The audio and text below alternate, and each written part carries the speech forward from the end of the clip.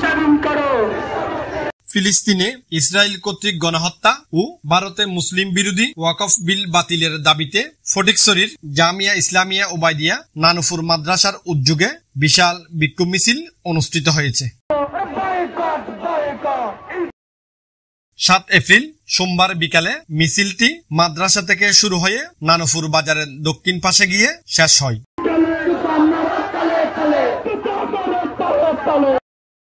সেখানে সংক্ষিপ্ত সমাবেশে বক্তব্য দেন মাদ্রাসার মহাপরিচালক আল্লামা শাহ সালাউদ্দিন নানুপুরি, সাইকুল হাদিস মুফতি কুতুবুদ্দিন নানুপুরি, আল্লামা মঈনুদ্দিন নিচিন্তাপুরি, আল্লামা আনোয়ার হোসেন আজাহারি, আল্লামা লোকমান কাশেমি, মুফতি মুস্তাফিজুর রহমান ও মাওলানা আবু জাফর সহ আরো অনেকেই।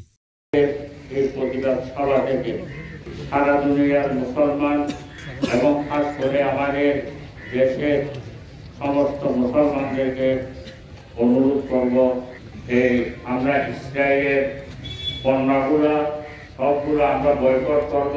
ইসরায়েল উপকৃত যে কাজগুলোর দ্বারা হয় ওই কাজগুলো আমরা পরিহার করে চলব। আর আমাদের সারা দেশের সমস্ত মুসলমানদের দাবি, আমাদের সরকারকে বলব কূটনীতিক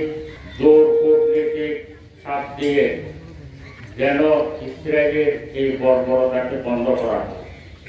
জাতীয় সংঘের মাধ্যমে এই সারা পৃথিবীর মধ্যে কয়জন ইহুদি, আমরা মুসলমানরা শান্তিপ্রিয়, সেজন্য তারা এত মুসলমানদের উপর জুলুম করার পরও এরা দুনিয়ার মধ্যে চলাফেরা করতেছে। যদি আমরা শান্তিপ্রিয় না হতাম, কয়জন ইহুদি তারা কত আগে শেষ হয়ে যেত, এদেরকে শেষ করে দিত।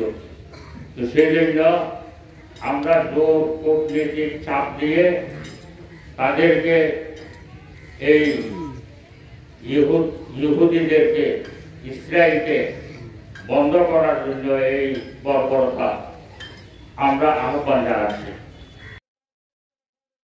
মুফতি শওকত বিন হানিফের সঞ্চালনায় অন্যান্যের মধ্যে উপস্থিত ছিলেন হাফেজ মাওলানা শিহাবুদ্দিন, আল মালাহিল ওয়েলফেয়ার ফাউন্ডেশনের সেক্রেটারি ডক্টর মাওলানা ফরিদুদ্দিন বিন জমিরুদ্দিন ও মাওলানা শরীফুদ্দিন।